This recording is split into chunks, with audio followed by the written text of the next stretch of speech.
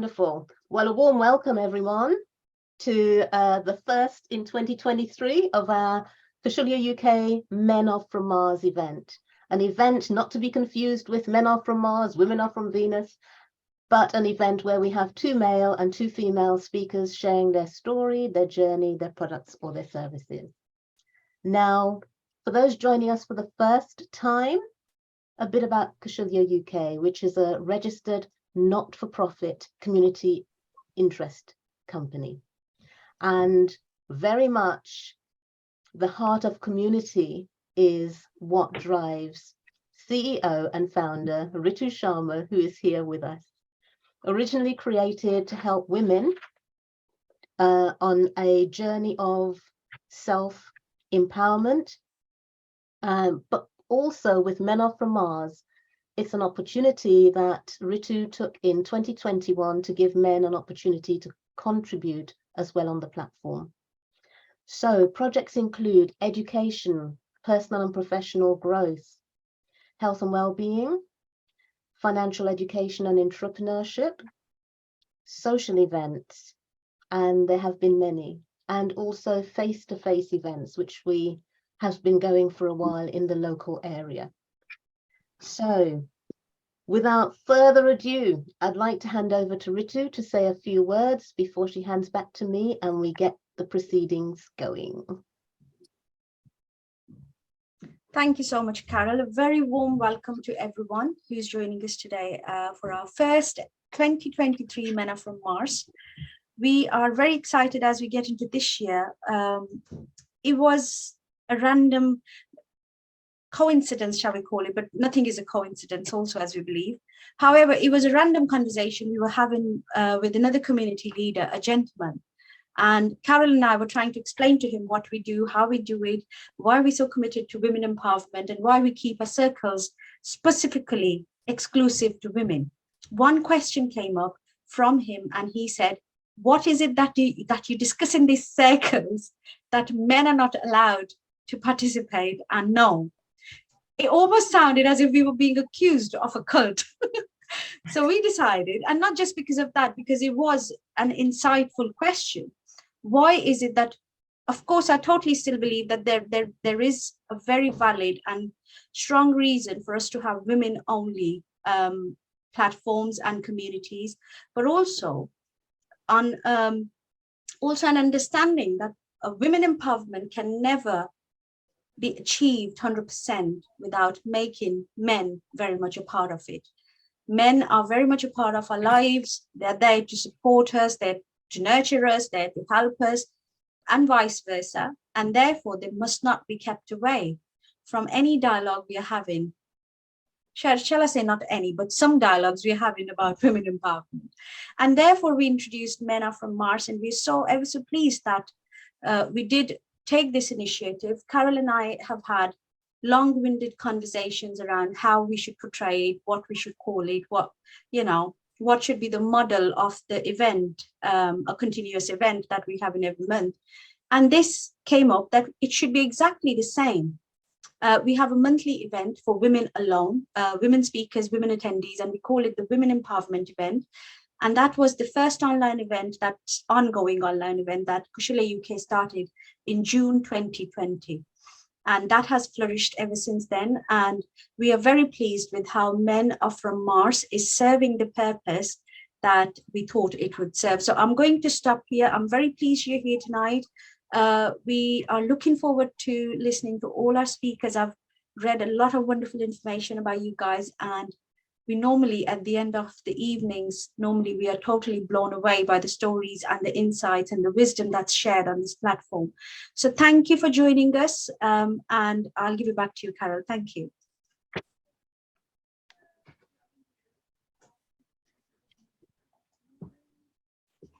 That's better. What I didn't share about Ritu is that she herself is an expert speaker. She is a published author, best-selling published author, an actor and an entrepreneur. So a woman of many talents who I greatly admire and has become a very dear friend, a very, very dear friend to me. And so before we get started, can I ask you, if you're not already on mute, to please mute your mics to save any interruptions, and a warm welcome to everyone who is on here. I know Ritu's already said it, but a very warm welcome to everyone who has joined us this evening, and I'm sure we'll have people joining later on as well. So kicking us off right now, I'm going to introduce you to the virtual stage after I've shared a little bit about Wendy, is Wendy Corner. Joining us, if you haven't read my posts or weren't at the beginning, it is now 14 minutes past 3 a.m. January the 6th in Perth, Australia. So Wendy, thank you so much for joining us. And Tina, also joining us from Australia at this wonderful hour. Thank you for your support. So a bit about Wendy. Wendy is the founder and creator of Your Words Have Power, a platform for speakers to share their messages and stories to inspire people to live their lives fully. She's on a mission to help countless speakers inspire to live their lives fully. Also on a mission to, sorry, I messed that bit up. Can I start again? So, founder of and creator of Your Words Have Power, platform for speakers to share their messages and stories to inspire people to live their lives fully. She's on a mission to help countless speakers to step onto stages across the world and share their messages and stories to change lives. Wendy was originally from Scotland, now based in Perth, Western Australia. She works with international clients who have a burning desire to be a speaker from the stage to inspire, motivate, or sell products and services. Harbour a goal to do a TEDx talk and wider stages and experience the visibility and credibility being on the red circle brings. Are you seeking to launch your career as a prolific professional speaker? Wendy is your woman. She's a TEDx trainer at University of Western Australia for 5 years and 30 years as a speech pathologist. One thing about Wendy, she's also a kombucha enthusiast. Now, I know I have tried making it myself and failed miserably. So I admire you. Okay, so Wendy, over to you. Thank you. I'm just going to quickly, now it's being live streamed, excuse me, pop it over to my live stream as well. Okay, share. How can you share? Yeah, no, not seeing it. Anyway, that's fine. We'll crack on. Thank you very much, Carol, for that wonderful introduction. I am now going to put my 20-minute timer on. Oops. Go. Words can harm. What the? You want to say that for? You always do that. Why do you not listen to me? Words can heal. I'm sorry. Please forgive me. I didn't mean that. Thank you. I love you. Your words have power. Choose them consciously. Now, I wonder who here has had the experience of words tripping off your tongue and you go, oh, no, come back, because that's not quite what you meant to say. Equally so, you've possibly had the situation where somebody's come up to you, maybe after you've been speaking, or even a conversation that you had a couple of weeks ago and said, do you know what, thank you. What you said really impacted me, really resonated with me.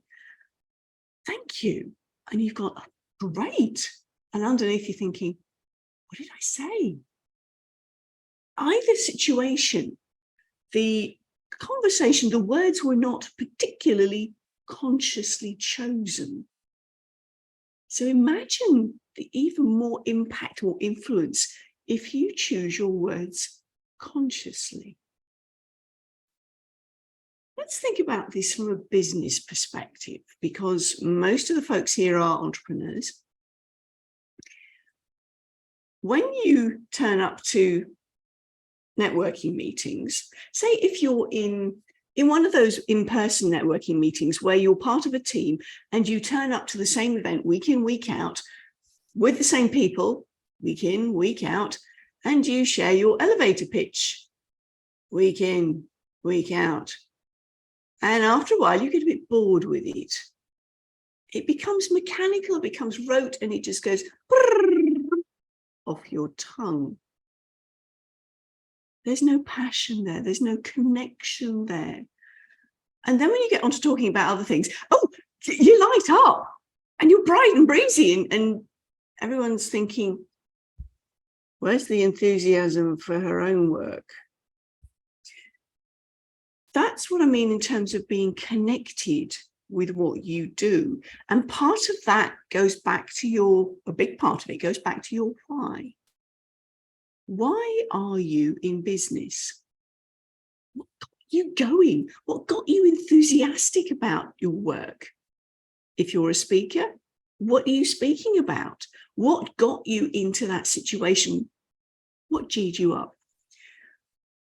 That is important to link into when you're going through your elevator pitch or when you're describing what you're doing. Because as you are talking about your passion, you've got to be passionate, haven't you? I was at a networking meeting where somebody said to me, I'm just a bookkeeper. I went, oh, that's business. Oh, not very good.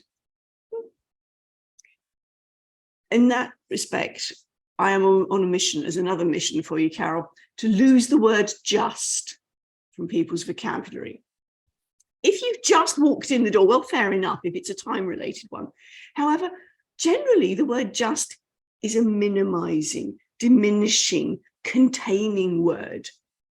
And surely we want to be expansive, enthusiastic about what we do. That's another of my little missions and pet hates.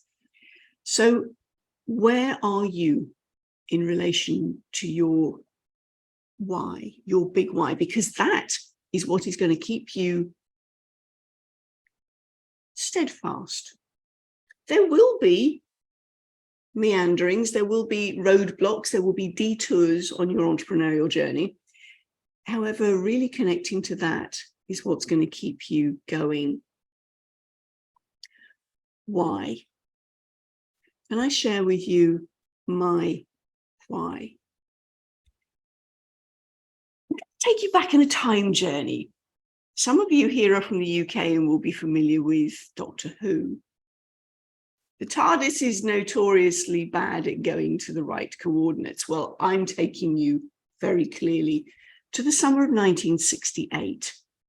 A large suburban garden in home counties, England. 4 cousins playing happily in the garden with their dogs, 2 of the dogs. The boys are aged ranged from 10 to 5, and there's little 2 3/4 me. We've been happily playing, and then Granny calls us in for 11s. Anybody here familiar with 11s? AKA morning tea. Having had our 11s, we were pushed out to play again. And the boys made it very abundantly clear that little Wendy was not going to be joining in with the boys' games. I mean, she was a girl, for example. I mean, 2, no. Anyway, so little Wendy decides, right, I want to go off and play with the dogs. 2 years old, remember? Now, this little 2-year-old was bright for a 2-year-old and was employing 2-year-old logic. The dogs had also had their morning tea of a bone. Now, if the dog's got the bone, they're not taking any notice of me. So my little logic went, if I take the bone away from the dog's going to come and pay attention to me. Yes, Rita, you got it. That did not end happily. This became the gnawing bone. Fast forward a couple of months, and I required surgery on my finger because the bone was infected. We've said 1968. Now, in those days, parents were not allowed to stay in hospital with their children. So what I've told you up until now has been secondhand memories, things I've been told. This is where my earliest memory kicks in. The double doors closing with my mother on one side and little Wendy on the other going, and she didn't come for me. She couldn't, wasn't allowed to.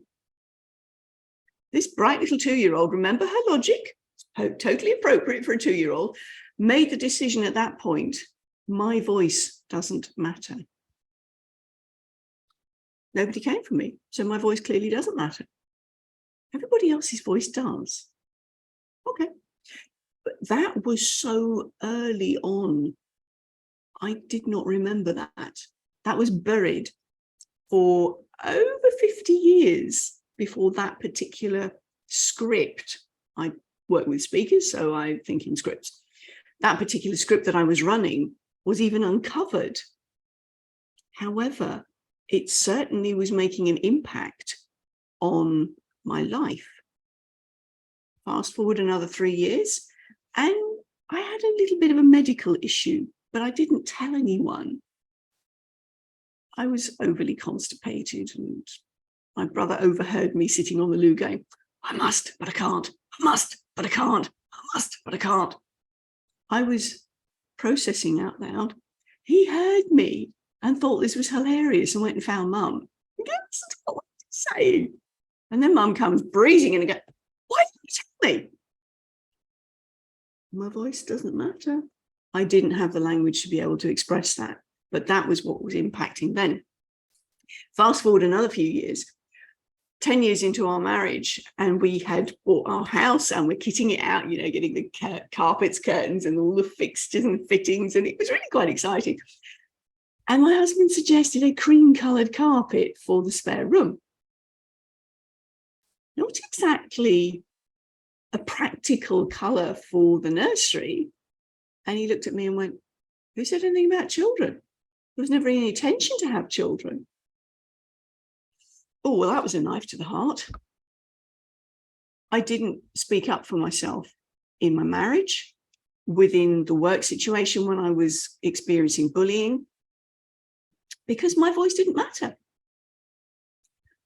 The flip side of that was that everybody else's voice did matter. So what happened? I became a speech pathologist, a speech therapist, because everybody else's voice did matter. And I wanted to make sure that nobody had that same experience.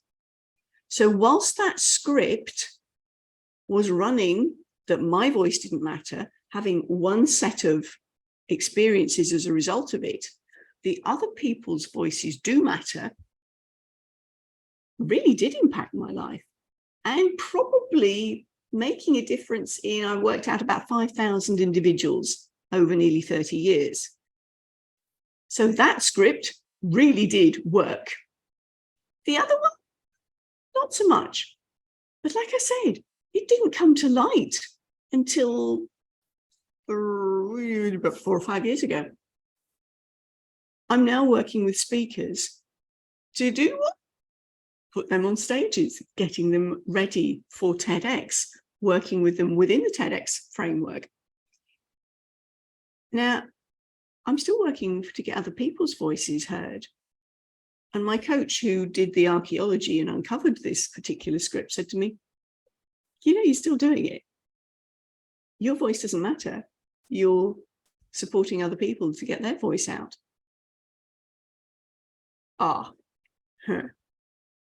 Get out on stage, Wendy. Lead from the front. Okay. A number of people have said to me over the years, it's all right for you. You have no idea what it's like to get on stage. It's really scary. You've been doing it for the last however many years. And I've said, yes, I've been supporting other people to get on stage. But it's only recently, the last couple of years, that I myself have been doing it. And that's the difference. One of the TEDx speakers we had in the conference last year, she's used to speaking in front of the High Court. And yet she was bricking it, getting onto that red circle. And she said, Wendy, why? I said, because when you are speaking in the High Court, you are delivering, presenting somebody else's case. This is you, bearing your soul, talking about your story. Of course, it's going to be different.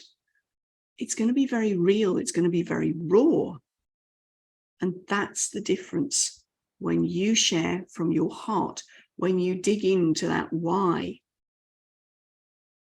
Now, that's important to link into when you're speaking about what you do, the value you bring to the world. When you connect with that, when you share relevant parts of that with your audience as to why you have your service, as to why you have your product, that's going to make a big, big difference. People want to buy you. They want to buy the reason behind what you do. Yes, they want to buy the service and the widget and whatever, and they also want to buy you. So that's what I'm inviting you to consider, sharing your big why, relevant parts of your story. You can see the relevance of the full story that I've given you there. What is it for your why that you dig into? The other thing I wanted you to consider is how that's going to impact on you making a difference. I spoke about the fact that I was making a difference to the lives of about 5,000 people. I've been at it a while, Effie, so we had that conversation before. And looking at how you do make a difference, how you explain what you do from the perspective of your audience. They're always the what's in it for me.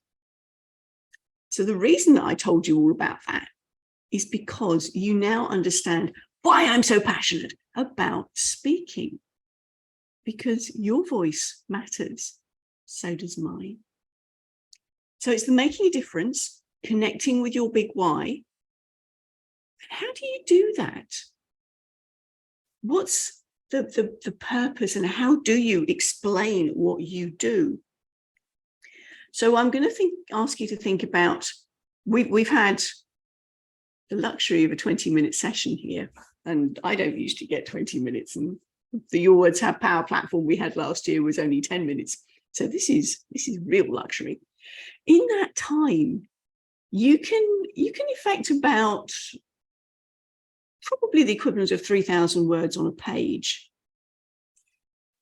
I work with speakers, and the Your Words Have Power platform in 2022 was around giving people the opportunity for a 10-minute pitch, if you will, a 10-minute talk that we then were supporting people with critique afterwards, with feedback.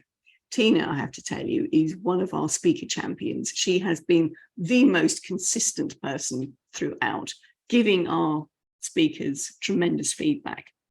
Now, that was that year. This year, we're shifting around a bit, going from the perspective of the audience and making a difference.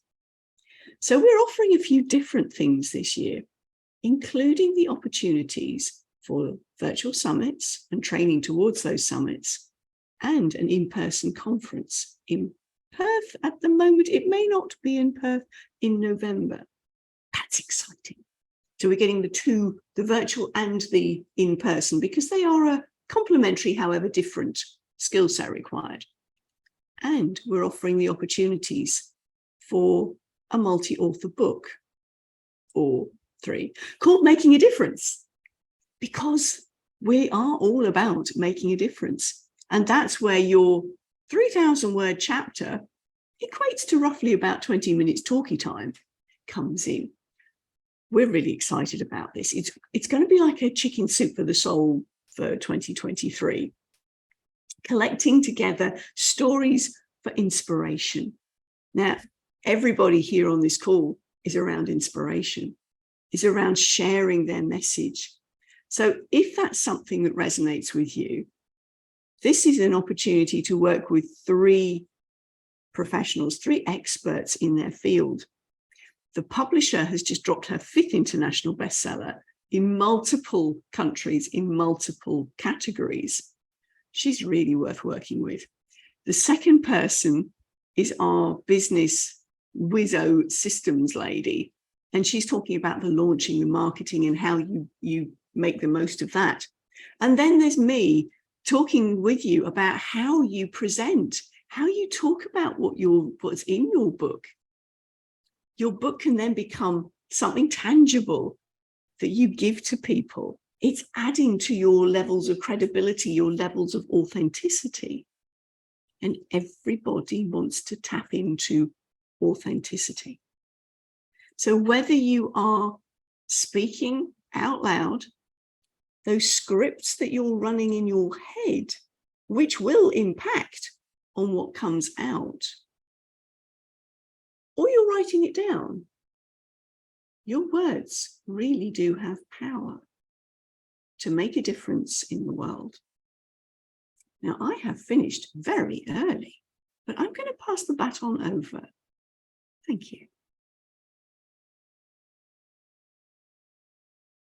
Tremendous. Thank you, Wendy. Oh my goodness. Thank you.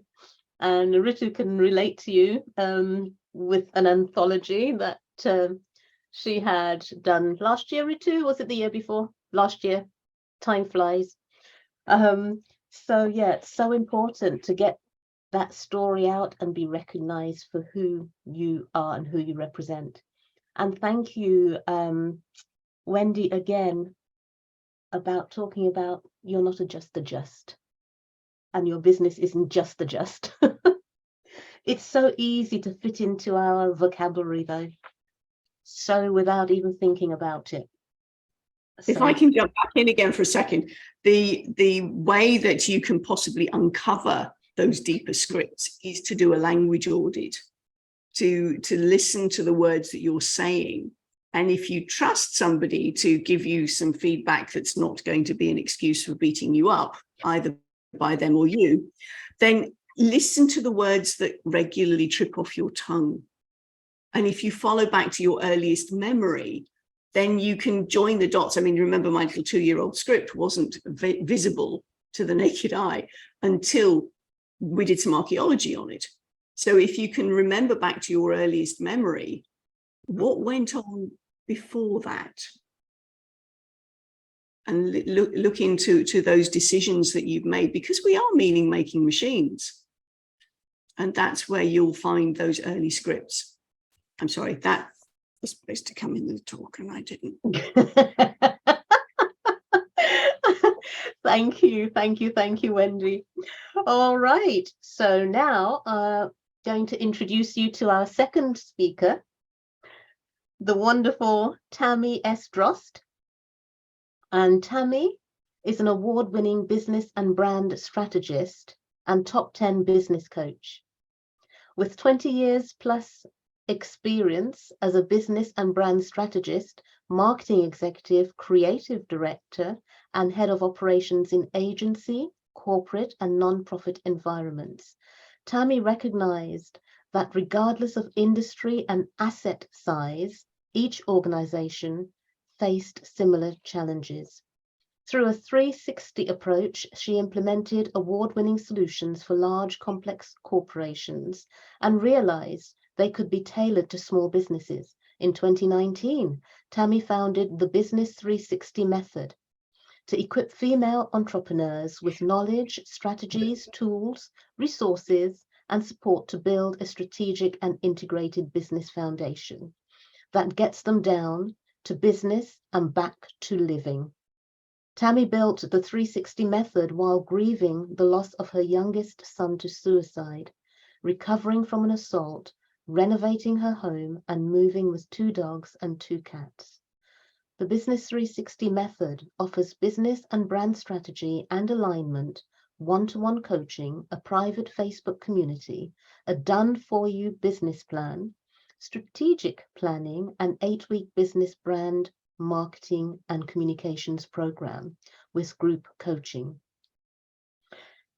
Tammy is a boy mum who enjoys traveling, kayaking, the gym, yoga, good books, and a time with her 4 pets. Tammy, over to you. Thank you. First, I want to thank Carol and Ritu for including me and allowing me the opportunity to share my story and the stage with some great speakers today. As Carol said, I'm Tammy Drost. I'm an award-winning business and brand strategist. 2022 top 10 business coach. And like many women out there, my journey to success hasn't been an easy one. I think many of us have found that it's a long, winding road, often filled with potholes, maybe some detours, and a number of challenges along the way. And, I was one of those women. A lot of us are, when we're 18 years old, we have to decide what we want to do with the rest of our lives. What do we want to be when we grow up? And I was one of those women who I just didn't know. I didn't know what I wanted to be when I grew up, but I assumed that education would probably be a pretty good idea. So I dabbled in psychology, graphic design, illustration, business, marketing. And I honestly believe that my mother thought I was destined to become a career student. I think she had some real concerns. But my efforts actually resulted in a bachelor's degree in design and illustration. I was 3 credits short of also having a business and marketing degree. And ironically, I actually ended up with a pretty good mix of skills using both the right and the left side of my brain. And I had a knack for bringing the creative and the business side together in a strategic way that delivered results. By nature, I tended to be a chess player. I was always thinking 2 to 3 moves ahead, always trying to anticipate challenges and head them off before those challenges happened. And how many of us have heard, I know I heard it all my life. How many of us have heard that strong women raise strong women? In my case, it was the men in my life who made me strong. I grew up in a neighborhood of boys who treated me like one of their own. They taught me how to climb trees. They taught me how to do, at the time, typical boy things. They taught me that I had no limits and how to stand up for myself, and they served as stand-in brothers to interview all my potential dates. My uncles taught me to laugh, not take myself too seriously, and my grandfather, who was a Navy veteran, showed me how to suck it up, dry my tears, pick myself up by the bootstraps, and carry on. The men in my life showed me that I could be anything that I wanted to be if I was just willing to put in the time and the effort. My only roadblocks were the ones that I was actually putting out there out of fear because I wasn't ready or willing to find a solution to a challenge that I faced. And right out of college, I landed my first interview by cold calling a marketing director at a major corporation. In retrospect, it's probably a good thing that I had no fear.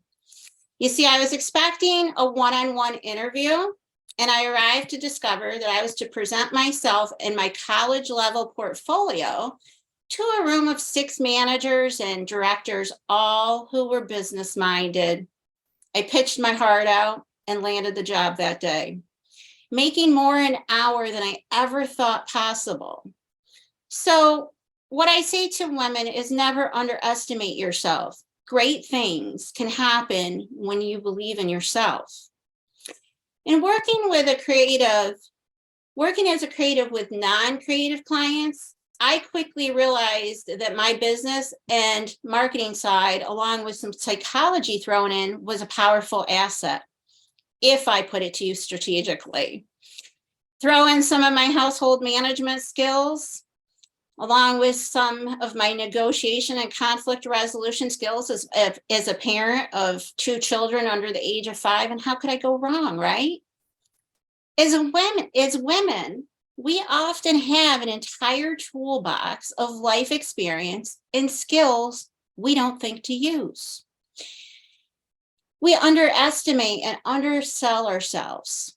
It's statistically proven that men will not think twice about applying for jobs they maybe have 50% of the qualifications for.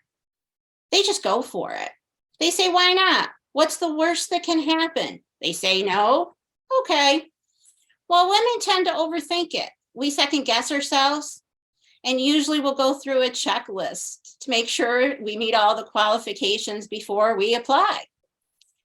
I can't tell you how many stay-at-home moms who are re-entering the workforce, or maybe they're starting a business from home, And they've come to me and they've told me they have no marketable business skills and they don't know what to put on a resume. Wait a minute. What? Think about it. As a parent, you're leaders, coaches, mentors, relationship builders, problem solvers, organizers, project managers, multitaskers. You're detail-oriented. You're the head of operations, money managers and bookkeepers. Chances are you also have some of the most innovative and creative negotiation tactics I have ever seen. So if you underestimate yourself, so will others.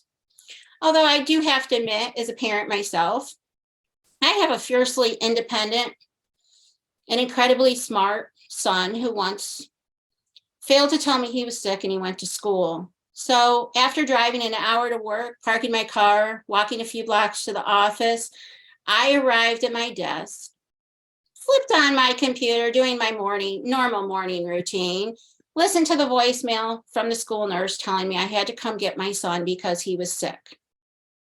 Are you kidding me? Back to the car I went.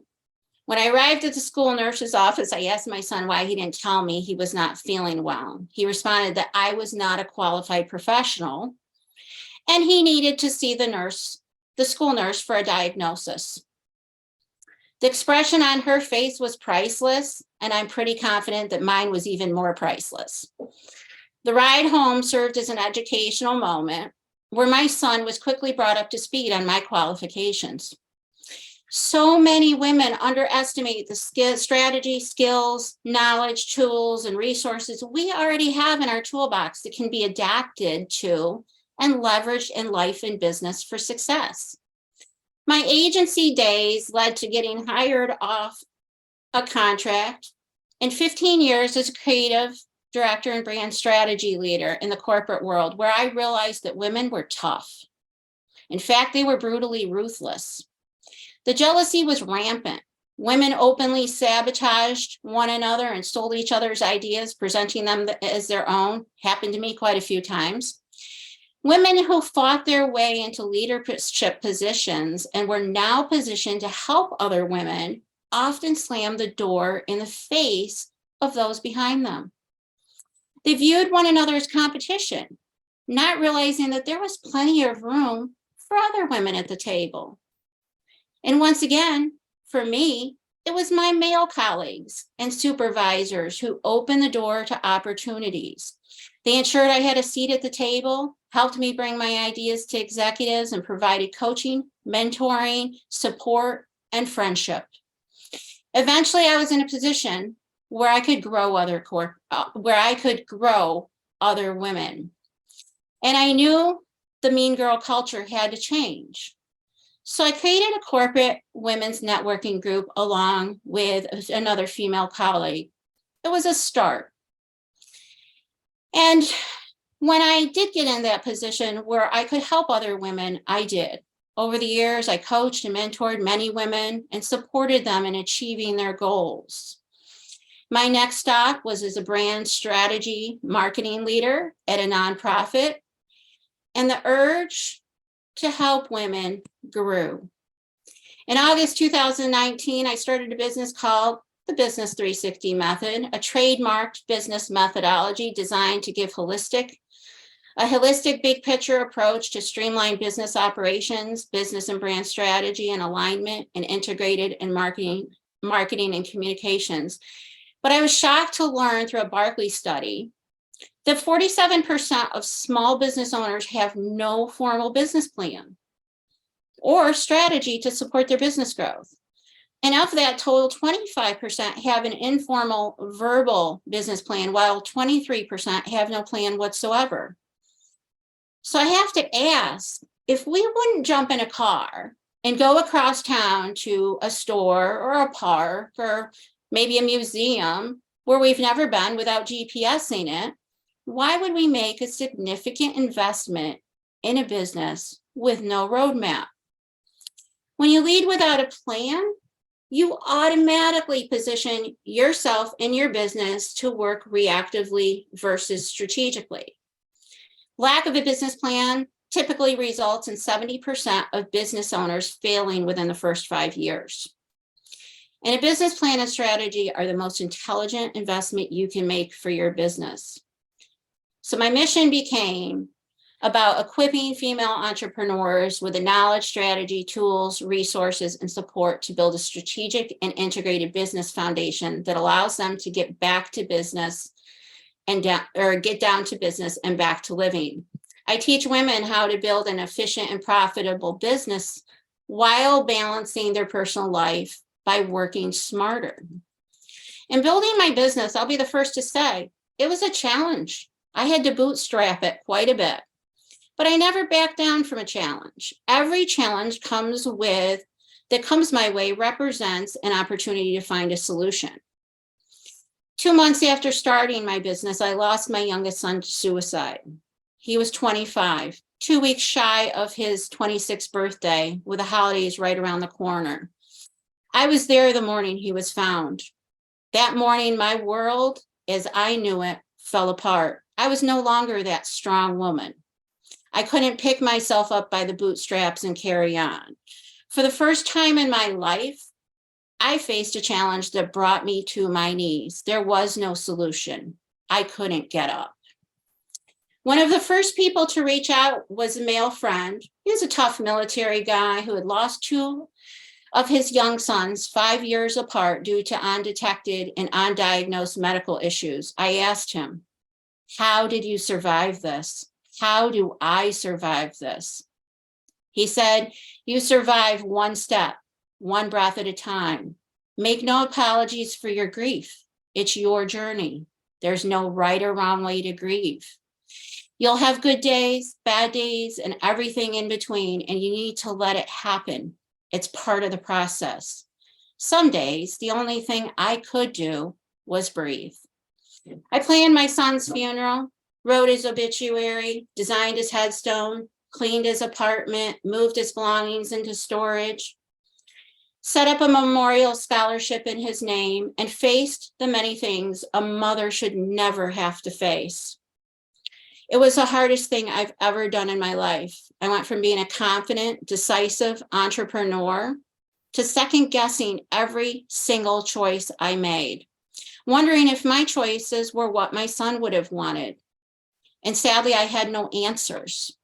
Inside, I was shattered and broken. All those years of corporate training and being a mother allowed me to put on that game face. I forced a smile, pretended I was okay, while the people around me said I was the strongest woman they knew. I felt like a fraud. The emptiness and the lack of purpose, it consumed me. I would never be the same. That woman, she was gone. And days turned into weeks, weeks turned into months, and before I knew it, a year had gone by. I had no focus, no purpose, and my business was the last thing on my mind. And then, in November 2020, I survived a horrific assault that left me with several injuries, including a broken back. They say what doesn't kill you makes you stronger. I don't believe that. When strong women go through something that is so tragic and traumatic to survive, they often emerge from the ashes as a very different woman. I went back to what my grandfather always told me. No one can do it but you. Pick yourself up by the bootstraps and carry on. At some point in our lives, we all face challenges. Whether you're someone who has suffered the loss of a child, significant other, parent, or maybe you've been the victim of a crime, been through a war, overcome mental or physical illness, or experienced some other type of trauma. I'm here to tell you that you can survive. You can get back to living. But how does one find purpose when emptiness and pain run so deep? How do they navigate something that caused so much trauma? Through my own journey, I learned to dedicate myself to living. That was the first thing I did. And I validated my feelings. It's okay not to be okay. And accept that happiness is a survival tool. Laugh amid the tears. Smile at someone or something. To survive grief, it's necessary to step away from it occasionally. And I had to experience grief in a way that was right for me. And for some days, that meant that I was screaming, I was crying, I was angry. I made self-care a priority. For me, that meant going for long walks in the woods, sitting by a lake, kayaking, or going to a gym. And then another tip that I found was helpful was breaking down the future into small increments, whether it's an hour, a day, or a week. Focus on one task at a time. Sorry, I'm getting hit with a light here, so I'm moving. Focus on one task at a time. And when I focused, I was in the moment. Grief became more bearable. I embraced the silence. I discovered that when I closed my eyes and listened, it brought clarity, peace, and a vision for the future. Stop apologizing for having a bad day. Grief, it's going to come in waves and has a way of hitting when you least expect it. And ask for help when you need it, and let people know the best way they can support you. I've heard so many people say when they lose somebody that they're all there in the beginning and then they go away. They do. And it's because they don't know what to say. They don't know what to do. They don't know how to help you. You have to tell them. And lastly, choose a way to honor your loved one or acknowledge what you've been through, whatever that is, in a meaningful way. As impossible as it seems, you can survive and persevere through trauma and tragedy. Through my own grief journey, I realized that life is too short to spend pursuing things I'm not passionate about. Tomorrow's not guaranteed, so I plan to live the life I deserve today. And along the way, I've come to see what others saw all along. I was strong, stronger than I could ever possibly have imagined. I'm Tammy Drost. I'm the founder and CEO of the Business 360 Method. My website is tammydrost.com. Please connect with me on social media. And if you mention you saw me on Men Are From Mars, I'll give you a 20% discount on coaching packages and my Done With You business plan. Thank you for sharing your time today. Oh, Tammy, thank you so much for sharing. Oh my goodness. Thank you. Yeah. Blessed to have you share what you shared this evening. And yeah, grief. Yeah, as Wendy says, powerful story. Working through what you went through. There's no formula. No. And please, Tammy, put your contact details in the chat along with our other speakers as well. That would be fantastic. Thank you. Right. Okay. So now I'm going to introduce you to our first male speaker of the evening. And that is Effie Vogel. And Effie is joining us from Jerusalem tonight. And a bit about Effie. Effie Vogel, a midlife coach that helps people ages 40 to 60. Effie, I'm out of that bracket range, you do realize. It's okay. You'll reach it in another 10 years. You'll reach it. Does it go on looks or literal age? Oh, thank you, Effie. That helps people ages 40 to 60 who feel uncertainty about the direction of their midlife so that they can create an independent, joyful, and satisfying life. Whether it is someone reaching midlife and feeling that their dreams and goals were never fulfilled, or someone that was able to follow their roadmap but still feels unsatisfied. Midlife is a unique period in life. With the appearance of midlife, amazing opportunities unravel, but also distinctive challenges strike, challenges that can prevent enjoying the potentially best years of one's life. The acknowledgement that midlife has its exclusive traits dictates that people in their midlife are entitled to be addressed with guidance that has been tailored and designed with specific midlife understanding. Oh, I like the sound of all that, Neffy. Over to you. Thank you, Carol. And I want to thank also Ritu for having me today.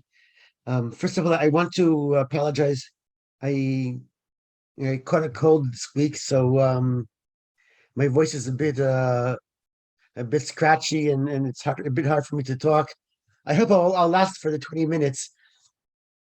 I want to thank Wendy and Tammy for a very impressive speech. Wendy, I'm having difficulties to speak, so speaking with enthusiasm is going to be really hard for me. You really put me in a corner, but I'll try. I never really thought I was going to be a coach. I started off maybe more in the field that Tammy started off in. I graduated as an accountant, and I learned business administration. And I actually worked in the field for a few decades, but I felt that I wasn't being satisfied for what I was doing, and I was slowly gathering the thought that it's time to make a change. But actually, all my learning was now as a disadvantages, because I put in so many years learning to be an accountant. I went through years of being an intern and starting on the bottom of the ladder and slowly building myself up. So what's going to happen to all that? I'm just going to let it go away. And in a way, I met a black blessing. I say a black blessing because for me, the close down of the lockdown of Corona had positive aspects to it.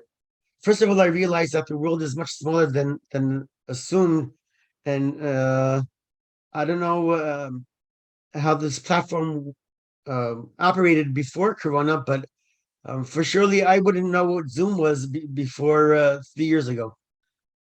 And here I am. We're speaking on Zoom when some people are on Thursday and other people are on Friday, and everybody's speaking together. So Tina, if you want to tell us what's going to happen on Friday, it'll be interesting.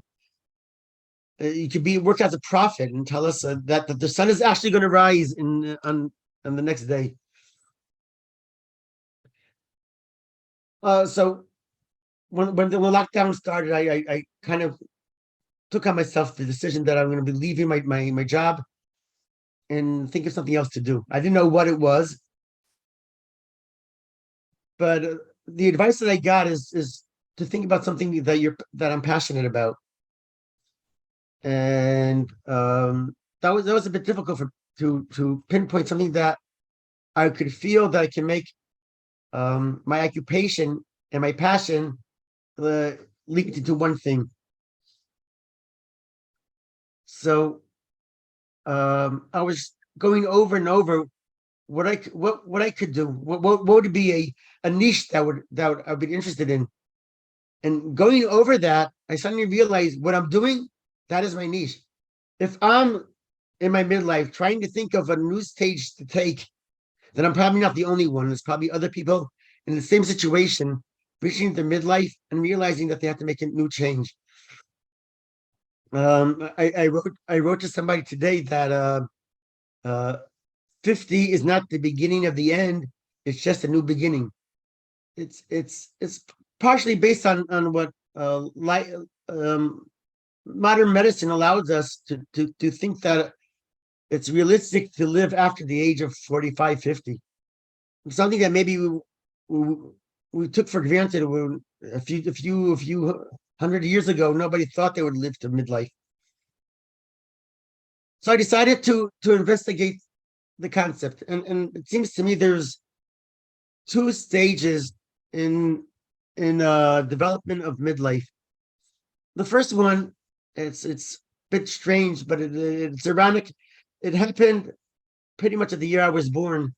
Back in 1965, there was a Canadian economist called Elliot Jack that he coined the term midlife crisis, and lots of people disagreed. Said because it's very difficult specifically to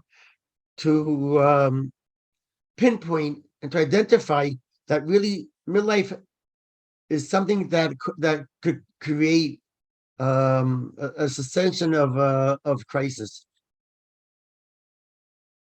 Now it could be this external things happen, but it seemed obvious to me that if the questioner, if this economist question, is there a midlife crisis, and then there's lots of people that are going through it. The second research that happened, it's towards the end of the century, of the previous century. David Bleckflower and Andrew Oswald, they delivered a notion saying that life satisfaction has a U shape. It starts high and it decreases and reaches the bottom, and then it starts to turn back up. And the bottom is somewhere around midlife. It depends on the country, but it's somewhere a bit before 50, 45, 46, 50. And that basically is built on what on the theory that that there is such a thing as a midlife crisis. But the strange thing is, okay, so why does people's satisfaction decrease as they get older, and then why does it get better after midlife? Which is a difficult question, man. Maybe the second part is the harder part, because the first part is asking, why does satisfaction decrease? People's as they go on through life, they're carrying a heavier bundle and a heavier bundle, and physically they're not as sharp as they used to be. So I can understand why people start feeling a decrease in the satisfaction. But why does it get better after? Why after, when you reach the age of 50, why does it get better? And the fact that the science can't really definitely agree on, is there such a thing as a U shape of life satisfaction? Is there definitely a midlife crisis? It pushed me into the area of thinking that I should concentrate on coaching, and I would like to show the difference, to explain the difference between going through therapy and going through coaching. When you go to therapy, you try to uncover things that happened in the past. And when you uncover things that happened in the past, you have to know the facts. A therapist is full of knowledge, but a coach really doesn't quite deal with what happened in the past. He's saying, this is the present. How do we make sure that the present would be better than today? How do we make the tomorrow a bit better than the today? Excuse me.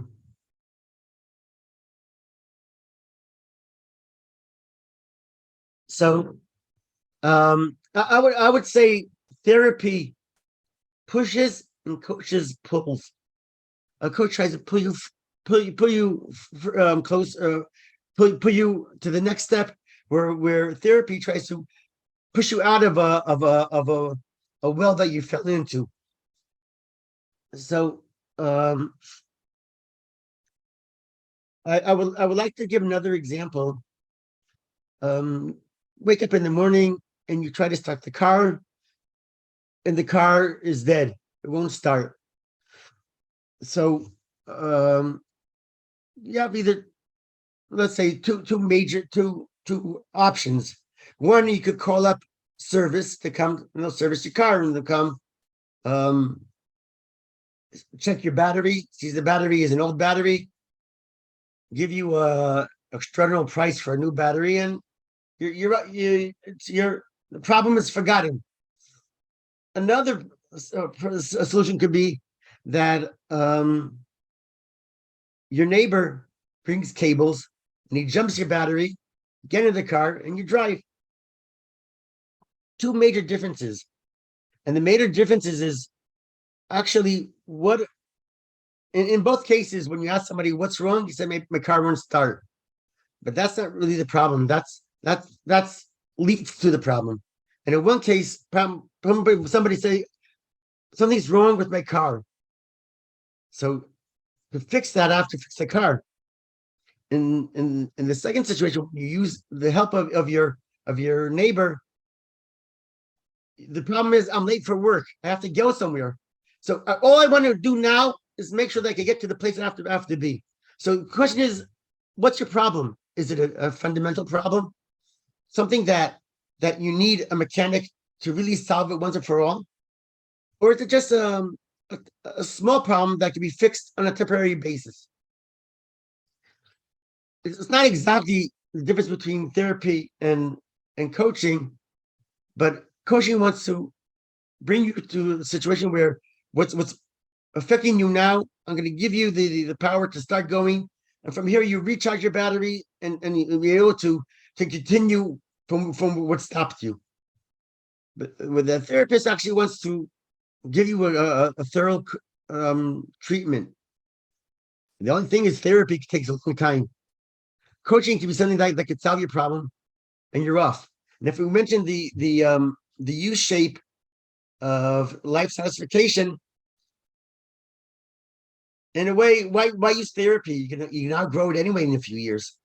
So if you're going to go through a 5-year process and reach a place where you will reach anyway, actually the therapy didn't help. What you need is somebody to change your mindset for the moment, put you in a place where you can enjoy the life. But then I started to look into a phenomenon and say, what does this happen? I mean, people live 80, let's say they live 80 years. So why is it that I reached the age of 30 and I already hit my peak physically and mentally, and now I start going down? Isn't that a waste of the resources of the human body? Isn't that way? I mean, it takes me 15, 20 years to reach my peak. And then after 10 years, I'm already going down. So after all these 80 years, I'm only 10 years at my peak. So also Wendy mentioned the dog. And also Tammy mentioned her 2 dogs. Why do dogs live differently? Well, how come by dogs, very quickly they reach their adulthood and they last for a long time, and then they decline towards the end. But most of their life, they're living in their peak. Wouldn't I expect a human being to do the same? What is the body signaling to us? That's saying, look, you reached your peak, and now most of your life is going to be when you're declining. Most of your life is when you're going to start losing your eyesight, and in my case, losing your hair. Why? Is this what evolution is supposed to bring us to? So it seems to me that in the continuation of the same same example of dogs don't really have the ability to create. So what the body is signaling to us, you have to build your bag of resources. Do it quick. Now, why should I stop? Why should I start going into utilizing all my skills? Why don't I just make more skills and more skills and more skills? So that's when the body says, look, you're going to start getting weaker. So you won't be able to do the same things that you did before. So now you're the professional you were, and you have the ability of start changing the phase that you're living in and not making more resources, skills, but starting to utilize them.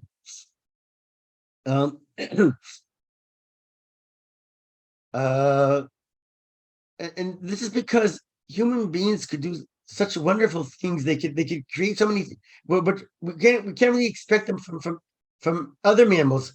Other mammals don't even the connection of us as human beings. We have we realize what our a third generation is. We know what our grandchildren are. We can love our grandchildren. We could relate to our great grandchildren. Dogs don't do that. They have children, and after that, they don't know. So our time zone is different, and this is partially of saying you have to stop thinking. You have to make a change, and the body, the body jerks to tell me you have to change the gear, and you're doing something different. You're not driving in the city. You're on the freeway. You don't have to be on a low gear. Put it in a high gear and coast. I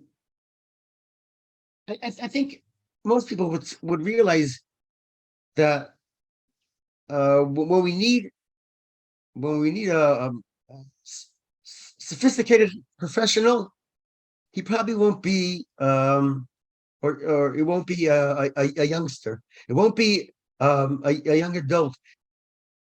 In a law firm, the leading lawyers, she probably would be in her midlife.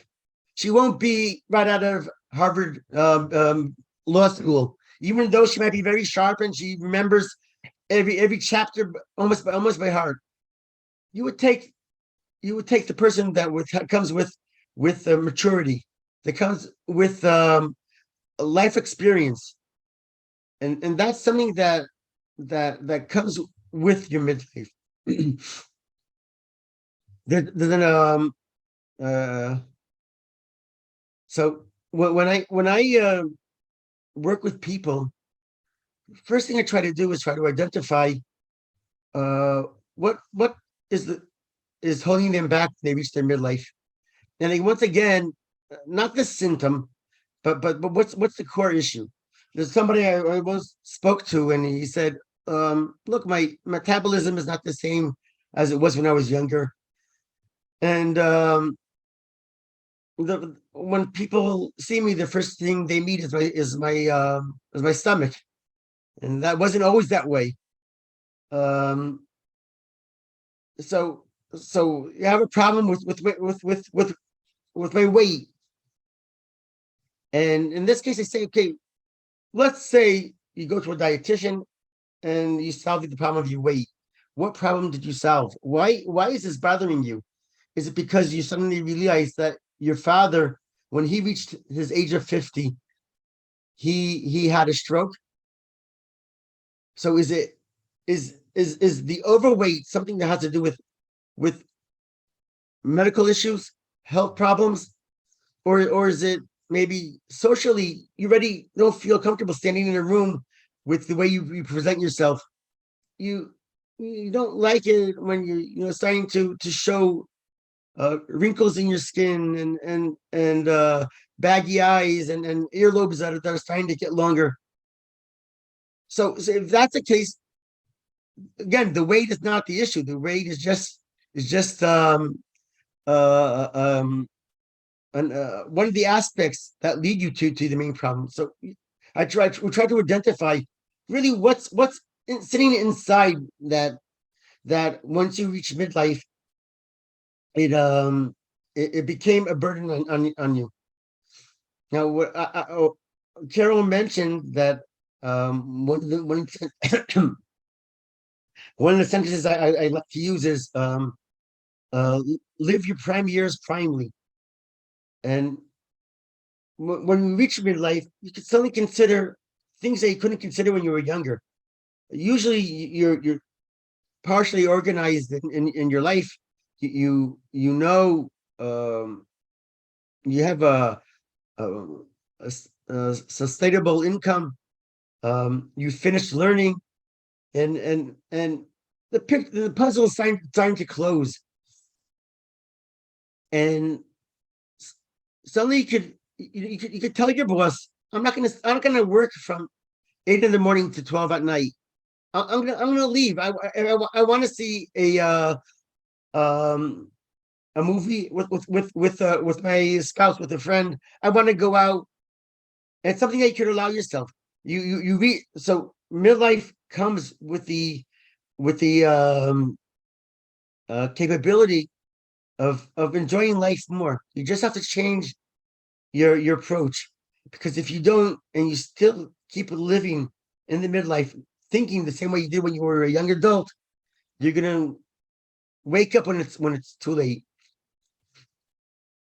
Now since I am not a therapist and I'm a coach, there's a few approaches that I try to look into when I try to help somebody get out of the dip in life satisfaction that they found. First of all, in the introduction that Carol gave, I mentioned it could be mainly two different types of people that I work with. Either people that feel that they never achieved what they wanted to, which is suddenly you feel that time is running out. And it could be a second type of somebody that he did achieve, and this is very unique to people in their midlife. I'm doing okay, but still I have a sour flavor in my palate. It's not, this is not what and that's made me the harder thing to do, because it's I can't pinpoint an essential issue that's causing me to feel that I could say this is what's causing me not to be satisfied.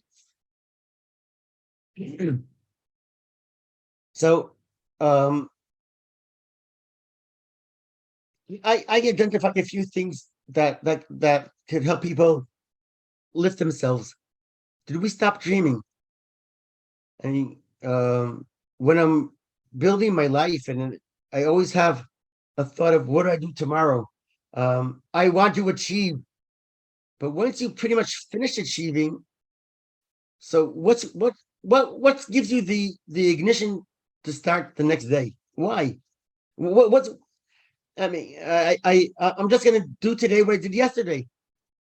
So in this case, if that's the problem, we have to design dreams. What would you want to do? You have the ability. Make your dreams. Don't stop dreaming just because you finished learning, you finished establishing your own business, you finished marrying off the children or whatever. Make new dreams. And part of the way of doing it is also, I ask people to give me a chronicle list of their life, what happened in their life. And it's very interesting because to find out what is it based on. Some people would say, if you ask people to do that, you would see some people would give achievements based on the achievement. I finished my first degree, I finished my second degree, I got my job. People might think that happened in their life. I got married, my first child was born, my second child was born. From where does it start? Does it start from high school? Does it start beforehand? So when people make the structure of their life, it gives you a very good picture of how they look at what's their outlook at life. And if they're leaving something out, you realize maybe that's something that's to be addressed. Why is it not important? What happened to your parents? Another thing I like doing is I like saying, close your eyes a moment and try to imagine somebody that's in their midlife. Who is the typical midlife person in your life? When I did that on myself, it was my father. And when I did it, my father was way over midlife. So now the question is, how come I see my father as being in the example of his midlife? And it dawned on me, this is because when he was in his midlife, I was in my 20s. and in at some aspect, in my 20s is when I made a change in my life, and that's when the idols, the role models in my life froze. And the Time's closest up. person to me that was in his midlife at the moment, he is the role model. He's the and it also gives me an indication of, okay, you're now in your 50s, but emotionally, in what age are you still in? Time's up, Effie. Oh, thank you. Oh, I really appreciate you. You're not feeling 100%, but you still showed up. And I could see Thank you you were very much. struggling to speak. So thank you for being that soldier. And yeah, thank you, thank you. And with regards to midlife, you're as old as you Okay. feel. Age is a I'll leave. state of mind. And I'm a 67-year-old, 21-year-old forever. Yes. Well, 67, not forever. 21 forever. Absolutely. Oh, really appreciate you. Thank you, Effie. And do put your details in the I chat. will. All right. Now, oh, bear with me one moment. Okay. Wonderful. So now it gives me great pleasure to introduce you to our final guest speaker of this evening, who is Robert Butwin. Robert grew up in a family of successful business people and self-made millionaires. Early in his business life, he made a crucial decision to leave behind all the country club smart ways of his business upbringing and pursue the more personally satisfying, financially secure profession of network marketing. He entered the network marketing field on a part-time basis 37 years ago. After recognizing its potential and learning the ropes, he became a full-time network marketer. He is psychologically unemployable, I love that, and has not worked a job since September the 7th, 1990. Robert's successful career has earned him the respect and admiration of colleagues throughout the profession. He has been associated with several multi-layer marketing firms and each time became one of their top earners. Robert is active in leadership roles with several organizations, including the Social Networking Association, which is the industry's professional organization. In 2009, he was honored by being inducted into the MLMIA, Multi-Layer Marketing International something, Hall of Fame, and has been a contributing writer for many professional trade journals, a host on different webinars, is the author of the best-selling book Street Smart Networking, and has produced many CDs. He is a wizard at networking, a strategist for entrepreneurs who can help transform your vision into reality. I love that. Robert's superpower is connecting people and helping entrepreneurs discover their blind spot. Awesome. He and his wife, Bonnie, live in the beautiful wine country of Northern California. He walks his talk, living an incredible lifestyle that includes lots of relaxation, good to hear, and spending time with his 3 grandsons. Robert, over to you, my dear. Thank you. And I am really grateful for being here. And, you know, there's many things that I want to start off with saying. You know, part of what you're talking about is men are from Mars. Well, I know I'm not from Mars, but I'm from outer space. And when I look at working with people, I don't look at the differences. I look at the similarities and the synergies and why you want to be involved in a relationship. And I've got some very interesting stories that I'll share with your audience, especially how I met my wife. But, you know, Wendy said some many brilliant things, as along with a lot of your other speakers. One of the things she talked about is being authentic. And as I'm talking today, I challenge myself. because normally when I speak, I know exactly what I'm going to talk about in relationship to the, where I'm going to go. I took that challenge today because of the importance in relationship to what I knew I had to offer.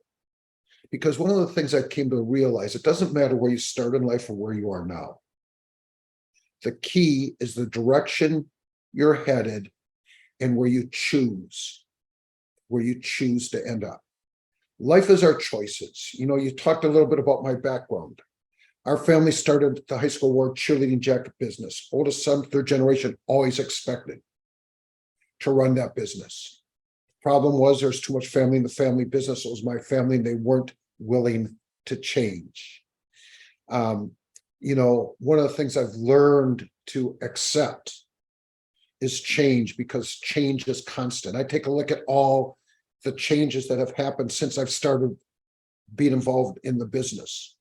In fact, a distant cousin, and I never met him, but he's written a couple different songs and he's got the Nobel Prize in 2016 in literature, wrote a song, and it was "The Answer, My Friend, is Blowing in the Wind." Well, that was back 60 years ago. Today, the answers are up in the cloud, and if you want to access them, all you need to do is ask Siri, Alexa, or Google, and they'll give you exactly what you want. I take a look at how much money I spent in the personal growth and development area, and you can get it all for free if you know where to look for it.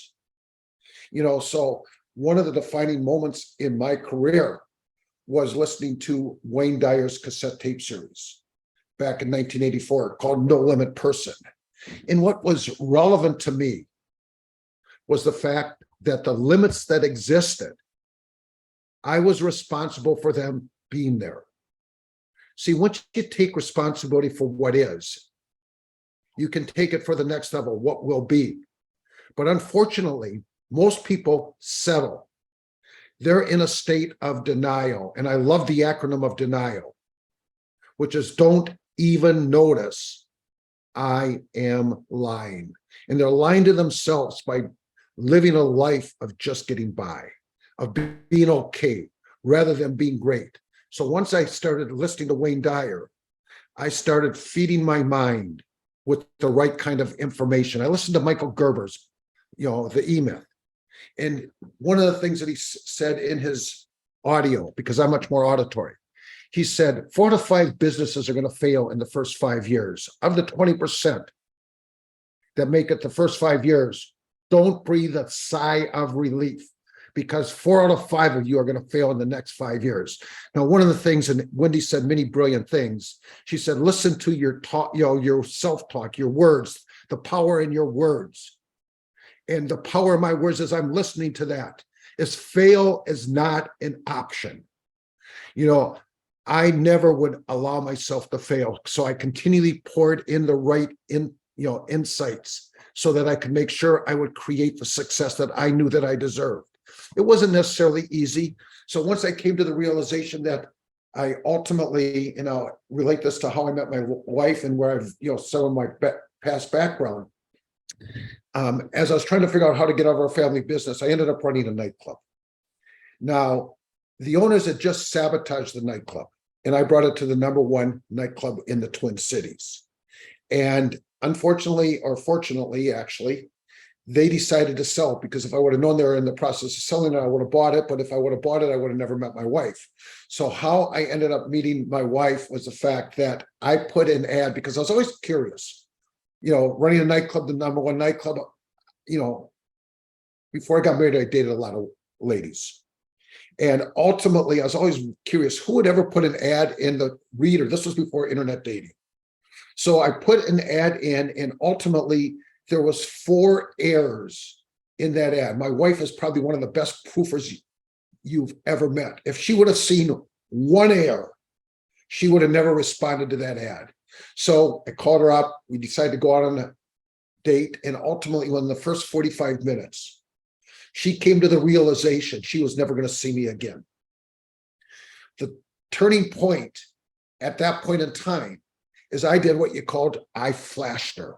For those that don't know what that means, she had just taken a body language class, and the universal sign to tell somebody that you like them is you raise their eyebrows. So that was the turning point. We've been happily married 36 years. And when we're taking a look at men are from Mars or wherever we're from, and where women are from, I couldn't have accomplished anywhere near what I've accomplished if it wasn't for her in my life. And as I take a look in my networking as it is today, the key people, because almost everything that I have created is based on networking. I'll get into that in a couple minutes. It's developing teams. And I've got two key women that I've met. In fact, one of them, her birthday is the same birthday as my wife, and another guy. But again, I take a look at the differences in relationship to who somebody is, because in reality, it's human to human.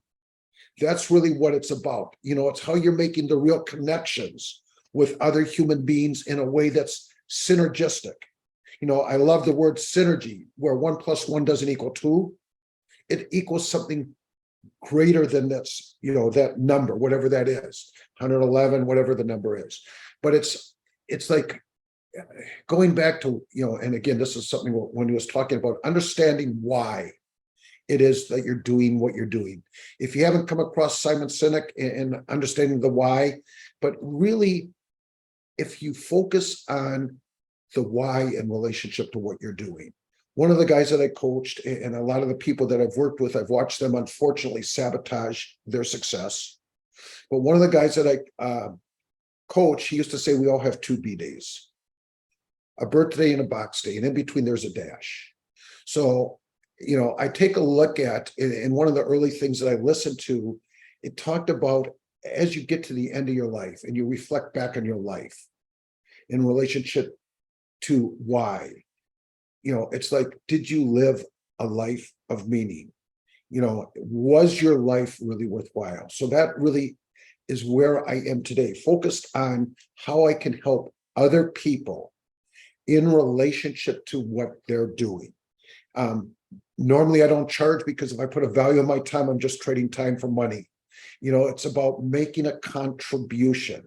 There was a story I listened to a long time ago in one of the tapes, and it talked about a young boy that came to this wise man. And he says, wise man, I've got a bird in my hands. Is it alive or dead? And the wise man stopped and thought for a minute, knowing that if he said it was alive, the boy before he opened his hand was put his hands together, killing the bird. Or if he said it was dead, he would open his hand and let the bird fly away. The moral of that story, and so what the wise man said to him, the boy said, son, the fate of that bird is in your hands. When we look at working with people, and one of my pet peeves, I hear stories about many people charging a lot of money, over-promising and under-delivering. The key is how you can really make a positive difference and make sure that whatever you tell people you're going to do, you do. And that to me is really the crux of the matter. Show up and make a difference. Focus on, and many of you have probably listened to the starfish thrower, about the young boy as he sees this man and he throws the next starfish into the ocean. He says, I made a difference to that one.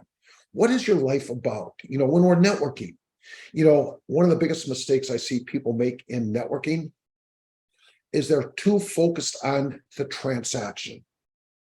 You want to be thinking more of the collaboration. I take a look at networking, and when I network, I'm showing up in these breakout sessions. You got 2-3 minutes, whatever it is. You want to say something where people say, I need to get to know that person. It's like, I want to set a one-on-one with them so I can really find out more. And then one of the biggest thing that you make when you're doing your one-on-one, you focus on understanding what the other person is, where they want to end up, what are they doing? Because I hear the statistic that 85% of the entrepreneurs are not making over $100,000. To me, there's something wrong with that number. What are we doing to help more entrepreneurs break through whatever they need to break through so that they can make a difference? Because if you're not making the kind of money that can help you make a difference, based on figuring out how to, break the code. In fact, I'll be speaking, and I see Brittany in the audience. I'll be speaking at her event tomorrow. And I met her through another person that I met networking. And if you haven't met her, she's amazing, which is Empress. I mean, this lady, and again, she connected the two of us up. And it's about focused on being able to show up and focus on making a difference. So when I'm talking to people, the first thing I want to know is understand what they're doing. I came up with an acronym, and it's USC. And that's not the college in Southern California. It's understanding the other person by asking the DQs. What are DQs? Defining questions. You want to understand them. Now, obviously, when you're networking, if they ask you what you do, you want to keep it very short. It's sort of like if you ever were in high school wrestling, you got 2 points for a reversal. So you want to keep it short because you want to understand them. Then you want to figure out what you can do to be of service and value. If you understand them, because many people are making minor mistakes. And if you can just share something with them that will help them accelerate and elevate their success, that sets up the C, which is collaboration.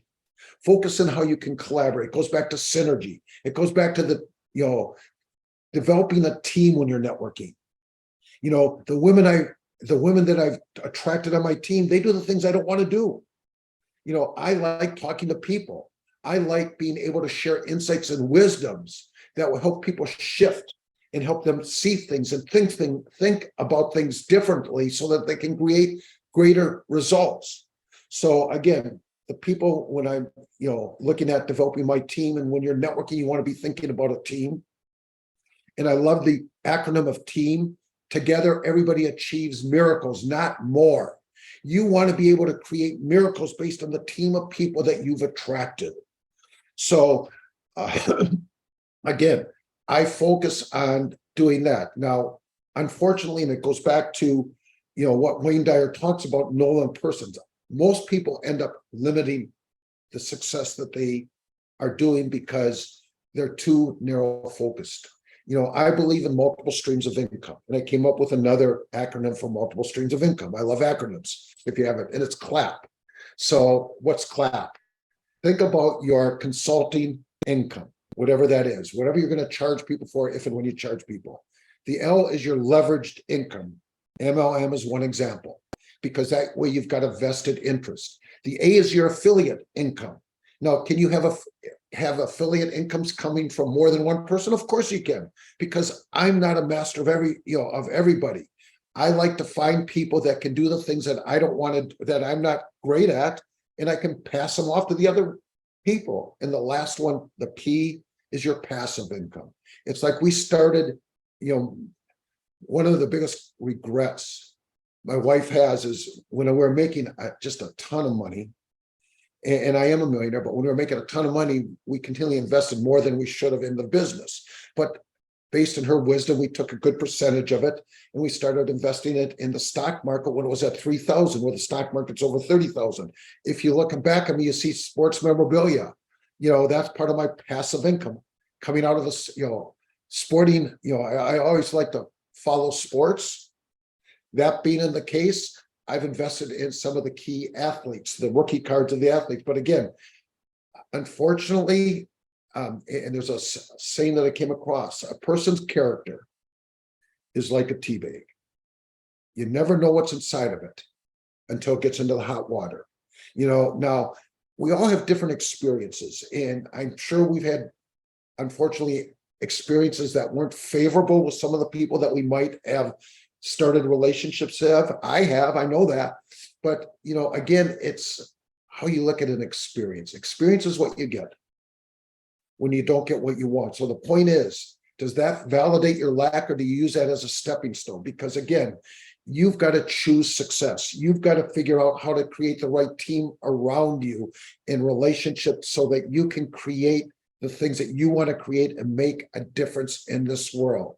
So, I could keep going on and on. I don't know where I'm at in my time, but, I always tell people, my name is Robert Butland, and what I really want you to remember is with Robert, you do nothing but win. My information is in the chat. If you want a free 30-minute consultation that will be beneficial to you, just book a time on my calendar. Hopefully this has been worthwhile. I'm obviously here if anybody's got any questions, because there's so much I could say, because I've done so many things. And again, I take a look at it, and we're talking about age. I'll be 71 years young. I'm not old. I'll never get old next year. And I can take a look at my past and all the great things were in my past. But here's what I can tell you. My best is yet to come. And thank you. Oh, Robert, awesome. Awesome, awesome, awesome. Thank you. Oh my goodness.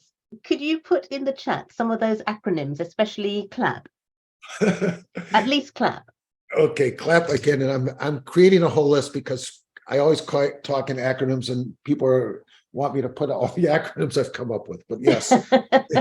Publish a glossary. Yeah, that's coming though. Oh, that is amazing. I want to say a big thank you. It's very impressive, Robert. Thank you, Brittany. I'll have a look at that in a moment. Yes. Oh my word. I want to say a huge thank you to all our speakers and apologize for the disruptor that was pasting inappropriate comments in the chat. And wow, Effie, again, thank you for soldiering on when you're not feeling well. Tammy, amazing. Wendy, amazing. I just really appreciate you all, and I know Ritu does as well. So now I'm going to open up the floor for any questions and answers. So Q&A, the floor is yours. Unmute your mics. Use this opportunity.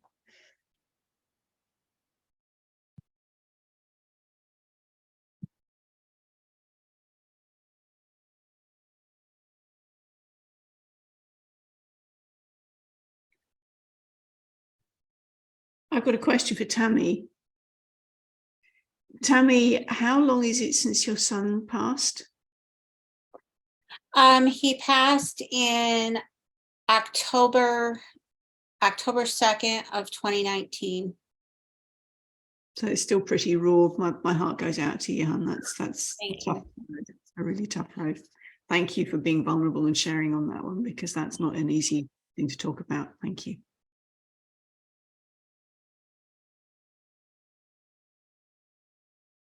And I have a also question. ask Demi, how did your older child deal with the loss of a sibling?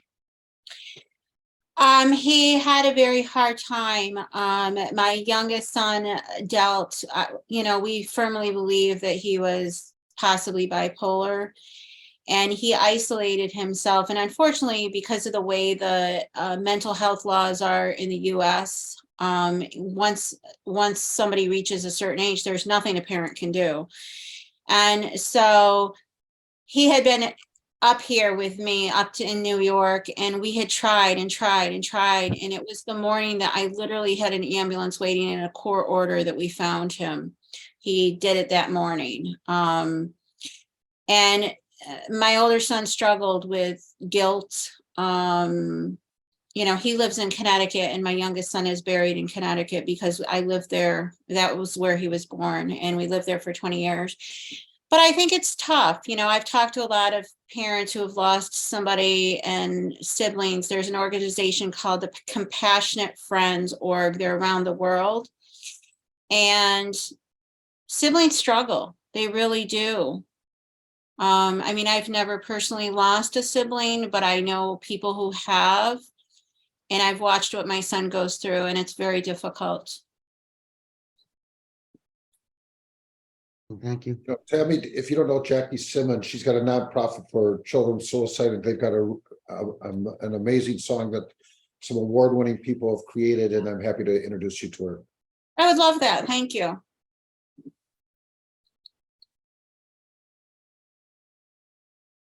Beat me to it, Robert. You beat me to it, Robert, because I was thinking of Jackie as well. So thank you. You know, and I went through, I actually listened to somebody speak about, you know, when we talk about men are from Mars, I actually listened to someone speak about how women and men process grief differently and the loss of a child. My friend who lost the two sons, you know, he was a tough Navy guy and he was always told, you know, men don't cry. Well, men do cry. And he is actually now the president of that organization that I mentioned. On the board, but it's interesting to see how men versus women process things and process emotions.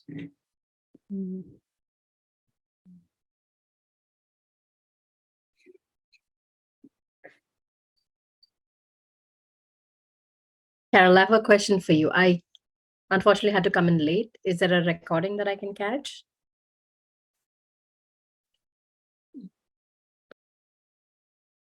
Yes, there certainly will be, Jean, and thank you for joining us. I know you had something else planned, and the recording of this will be uploaded to the Kaushalyauk UK website, and anyone can go in and access it. The speakers can you can repurpose for your own social media postings. But yes, there will be a recording. Thank you. Thank you, Ritu.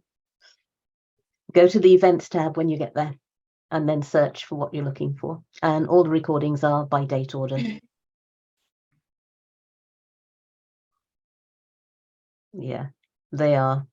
Our young men are more tuned. Yes. Mm-hmm. Excellent. Excellent. Yeah, one thing I've noticed, so to Tina's comment, one thing I've noticed is that my son is very, very, you know, October was my son's date of death and it was also his birthday. And we spend every, you know, time together every October. We spend that time together. He's been very supportive of me, and in May in particular, Mother's Day is extremely difficult. And, you know, we have developed a ritual that we do on those 2 months. Awesome. My experience is that you, as you said, Tammy, there are times when you can anticipate the dates are going to be a tricky. However, there are things that just come up and bite you on the bum and you're not ready for them. Yeah. There was the songs, the smells even, and there can be all sorts of things. I mean, those of you who don't know me, and that's most of you, my husband died after 20 years of marriage, literally 12 days after our wedding anniversary, and I came home to find him dead in the chair. So that was a bit of a shock. So Tammy, a totally different scenario, but the different grief journeys are different, and everyone, in my experience, everyone you grieve, you will grieve in a different way. Absolutely true. And so you get the smells, the songs, even some things. It was the other day I saw something that just brought me back to my mother. And so there are different things that will catch you out, and it's how you navigate those and the self-compassion and go, oh yeah, that's a moment.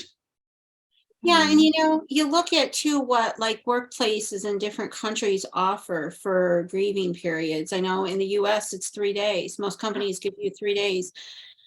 You know, how do you get through something in 3 days? Because it's 3 years later now. And, you know, I walked into a store in Colorado around Christmas time and his favorite song was playing. And I just had a complete breakdown, as you said, with the songs. And so I don't think that in general, workplaces are structured to help people or to let people go through that process, because it can happen anytime. Things can trigger it. And, you know, a lot of parents, siblings, and people who have lost spouses, especially when it was under tragic circumstances, regardless of what those are, a lot of times they develop PTSD Very Mhm. similar to what you see in veterans. Yeah. And I mean, 3 days is not even enough to organise a funeral. Yeah. No, it's not. And those are that's the, when you're in numb mode and you're not processing any emotions at all anyway, Mhm. it's down the track that things really hit. And yeah, I was asked to take some time off because I was not helping the atmosphere of the office. Mm. I was bringing people down. Okay, I'm sorry, just lost my husband. Yeah. Yeah, it's not, you know, I was kind of actually relieved that at the time I was out of the workplace and I was starting my own business, because I had enough in savings that I could just not, you know, I could deal with it the way I needed to in my own world. Yeah. Yeah, it's one of those situations that nobody wants to address. Mm. Yeah. Robert, fascinating. Oh, sorry, Tina, go.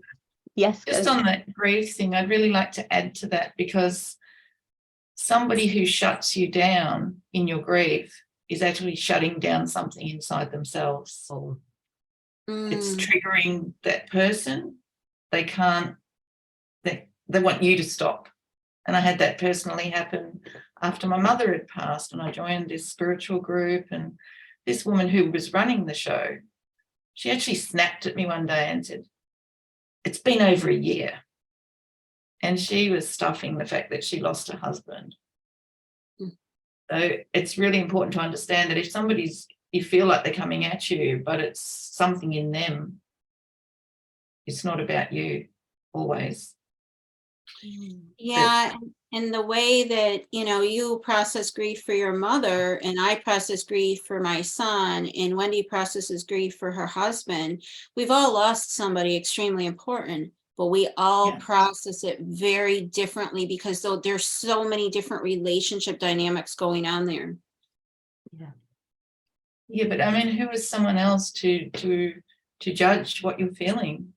I know. It's your feelings. But that really sort of like, I reacted, and I'm like, oh gosh, you shouldn't even be running a business. In my head, I'm thinking, I never went back. But I realized that woman was in so much control pain at the time. That's how she was coping. And I can honor that in her, but it really wasn't helpful. I didn't understand at the time that I wasn't just being picked on. You know, it was really odd. But yeah, so to understand that when somebody's not quite good with you, it's not about you, it's usually about the person acting out. That's so true. Anyway, yeah. Thank you. Robert, I love what you're doing. Thank you. And this whole conversation is that we're talking about right now, because 10 minutes before we started, I get a call from my brother. And he said, my mom's in Arizona, but she's not going to make it to 93.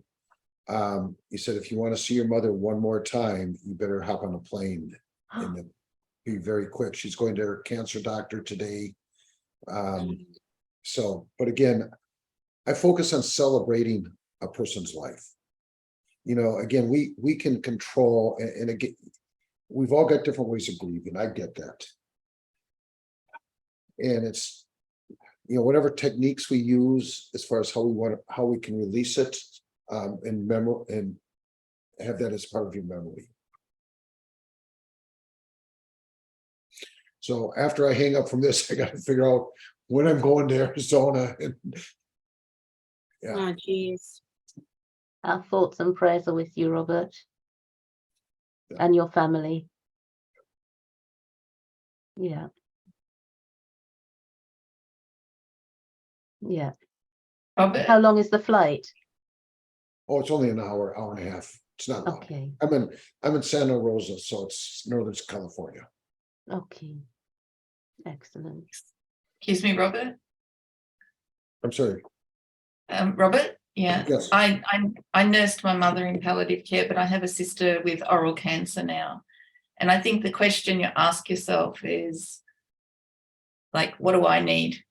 Like, because I know I'm going over next week probably to be with my sister, and we don't know a time frame, but I know that I'll have completed my journey. Yeah. So there's that, am I okay? That's what I had to ask myself with this, but it's hard. Yeah. Anyway, thank you. Sorry.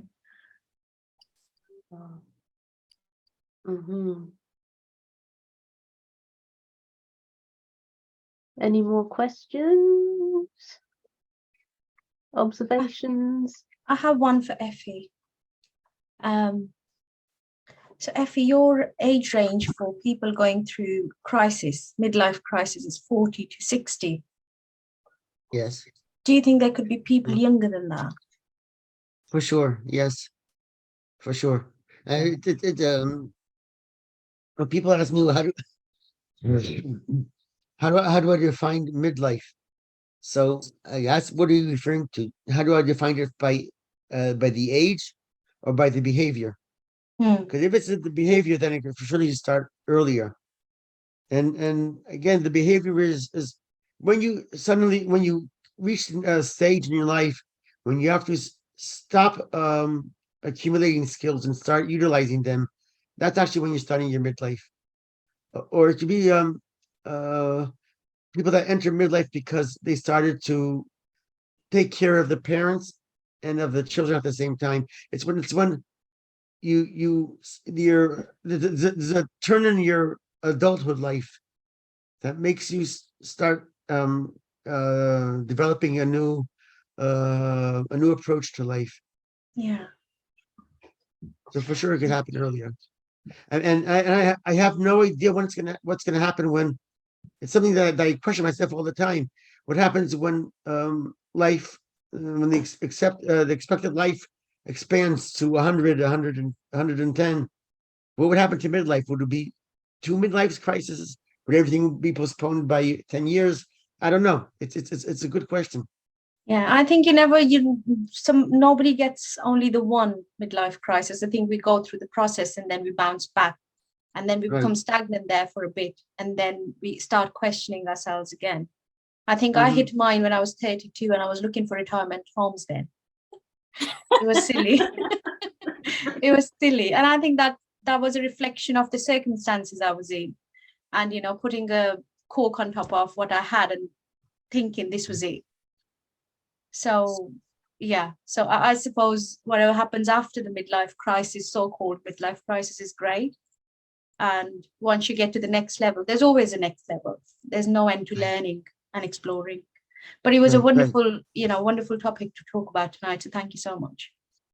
Thank you. Thank you. Kara, shall we wind it up?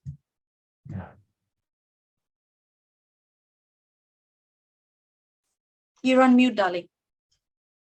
I was just reading the last message. Act 2. Let me jump in and say one little thing.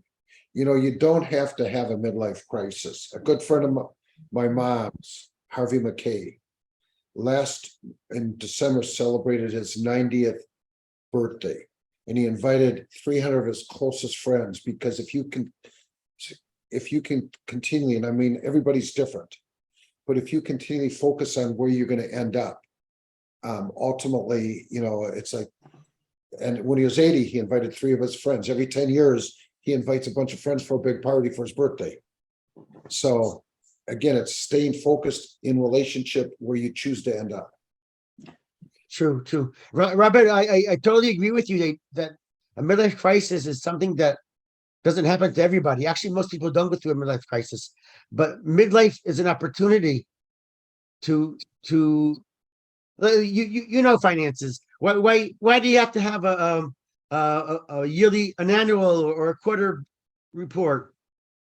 Because if you just don't take it, make a break in the stream of other things, you're not going to be aware what's happening. So midlife is an opportunity. Even people that pass it with no setbacks and it's positive, it's a good time to recalculate. It's a good time to consider, should I make a change? Maybe not. Maybe I should continue what I'm doing, but to stop to think. It's a present we get, that we don't start recalculating when it's too late. You have a chance to reconsider when you still have a chance to make a change, a significant change. Yeah. And I think, Tammy, what you said about, making the most of the times that we have, tomorrow is never guaranteed. And that's what propels me. I enjoy life because, it's there to be lived, and to the best of our ability. Friendships are precious, and honoring them and valuing them is just amazing. Yeah, I never realized and never noticed until I lost someone so close to me, that how, a lot of people wait. They say, I'm going to wait until my kids are grown up. I'm going to wait until my kids are off to college, or I'm going to wait until I'm stable in my career to do this. And what I say is, life passes you by so quickly. Yeah. Don't wait. Yeah. Do it now, because there's no time like the present, because you don't know what's going to happen the next morning. You don't know what's going to happen. You could step out your front door, and that's the last time, you step out your front door. So I tell women all the time, because especially you see women a lot of times putting their careers on hold because they have young children at home. And I say, why? Go for it. Do it now. You can start it while you're home. You don't need to be out of the house if you want to start a business. There's so many possibilities. Yeah. Thank you. Thank you. Thank you. Thank you. And on that note, Jill, it's good to see you. Haven't seen you for a while. It's lovely for you to join us. Jill has also been a speaker in the past on the platform. So wonderful. Just say that I'm sorry I don't always get to the talks. It's just so much is happening. And when I did give my talk, I didn't realize how far back I could actually get involved with my talk. But I enjoyed it and I appreciated it. And sorry I was late today. But anyway, better late than never. Awesome. Thank you once again, everyone. Lovely having you join us. Can I just share something very quickly? Yeah, Wendy. The sun is coming up. The sky outside is alive. It's bright, it's pink, it's gorgeous. Wonderful. So on behalf of Friday, it's going to be a grand day. Smell the roses, watch the sky, live for the moment. where are you? I'm in Perth, Western Australia. Oh, well, yes. It's 5 a.m. Yeah. Going back to bed. Thank you, guys. I really appreciate it. And for Tina as well.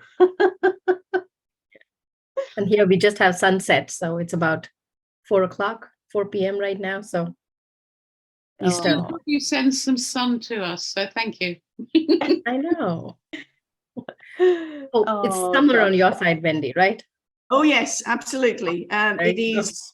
It's blooming hot. I mean, it's 26 degrees at 5 in the morning. Yeah, just send some of that sunshine. And please don't forget to save the chat. Thank you. Useful links in there.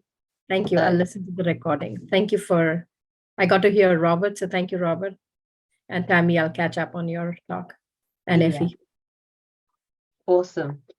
Thank you, everybody. And Wendy and Tina, enjoy your Friday. That's just beginning, or it's begun at 3 a.m. So thank you again.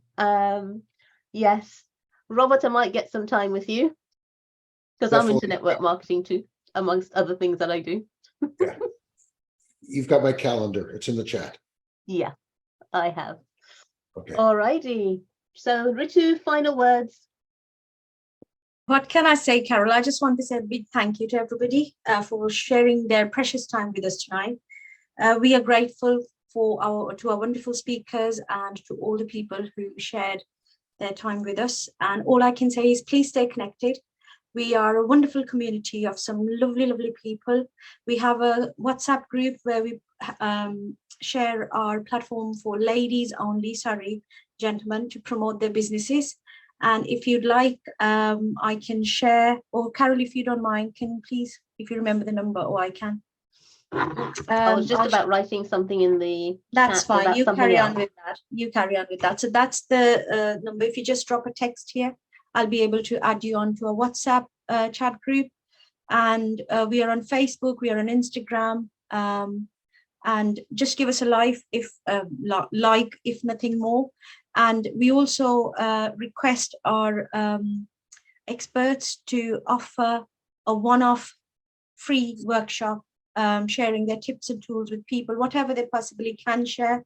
And we promote that workshop in our community, and we get wonderful numbers attending, and the feedback is great because it's all about helping people. It's all about reaching out to most people, as many as we possibly can, and sharing our knowledge and whatever it is we can serve them with. So we'd be grateful if any one of you would like to offer that. Get in touch with Carol or myself. You've got all the contacts. Please stay in touch. Thank you so much for being here tonight. Thank you. And big thank you, big fat thank you to Carol. How can I forget that? For bringing us all together, for putting all the effort and time in and bringing us together tonight. I'm so grateful for you, Carol. Thank you so much. Can I just say one final thing? Please. The phone number that Rishi's put up there, for those of us not in the UK, take the 0 off and put +44 in first. Thank you, Wendy. Thank you. That's right. Thank you. I might have tried and wondered what went wrong. Sorry, Jean. No worries. So Jean, I suppose Carol's got your contact details, so we can get in touch with you about the workshop. Yes, definitely. Thank you so much. Thank you. Okie dokie, ladies and gentlemen, thank you so much. Have a lovely day. Have a lovely evening wherever you are. God bless. Bye for now. See you Bye guys. now, everybody. Bye now. Thanks, everybody. Bye, everyone. Thank you very much.